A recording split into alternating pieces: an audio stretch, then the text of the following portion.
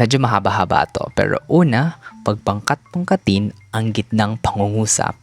Pangalawa, tuldukan sa dulo at bilugan. So, maraming nangyayari dito. And obviously, marami yung ating gagawin or somewhere na marami ang ating indicator. So, let's just ask for a hint for indicator. So, marami talaga. So, una, pangkatin ang. So, ibig sabihin dito, tatanggalin natin yung unang letter or kukunin natin yung initial letter. So, pangkatin ang. So, gitnang pangungusap. So, ano yung gitna ng ating pangungusap? So, kung titignan mo titignan mo mabuti yung pangungusap, yung nasa gitna niya ay, ano yung, ilan yung pangungusap?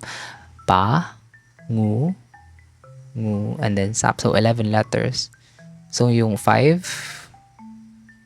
and then, yung gitna niya is N. So, letter N. So, pangalawa, tuldukan. So, ano yung pangalawa ng tuldukan? So, letter U. So, yun ang ating pangalawa sa tuldukan. Sa dulo, at. So, yung sa dulo ng at. Ano yung sa dulo ng at? Letter T. And then, yung ating substitution is bilugan. So, sa cryptic clue, kung anong ibig sabihin ng bilugan, ano yung letter na bilugan? Or in other clue rin, yung cross, it will substitute for letter T.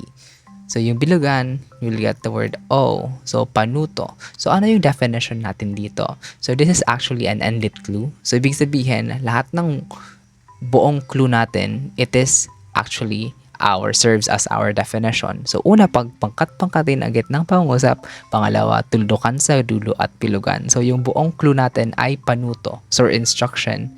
So, yun ang ating definition. And let's check this one. See you tomorrow.